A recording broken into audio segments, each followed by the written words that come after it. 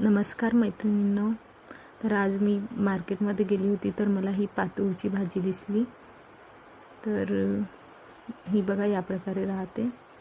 खूप छान आणि टेस्टी भाजी होती हिची. तर मी हिला छान स्वच्छ केली आणि जे कोवळे डेट होते तोपर्यंत तोडले आणि बाकीची फेकून दिली. त्यानंतर हिला आपण स्वच्छ आणि साफ पाण्याने 2-3 पाण्याने हिला धुवून घ्यायची आहे भाजीला आणि तिला एखाद्या टोपलीमध्ये पाणी गळण्यासाठी ठेवायचं आहे. त्यानंतर मी साहित्य दाखवलेले आहेत. त्यानंतर आपण तेल टाकू, जिरा,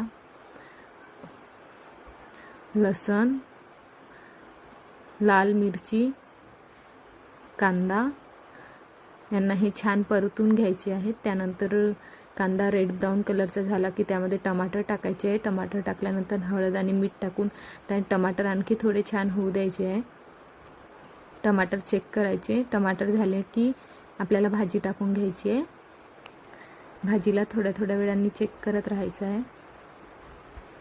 त्यानंतर बघा या टेक्स्चरमध्ये भाजी आली की समजून जायची की आपली भाजी रेडी आहे. आमच्याकडे हिला पातूरची भाजी म्हणतात. तुमच्याकडे काय म्हणतात ते कमेंटमध्ये नक्की सांगा. थँक्यू.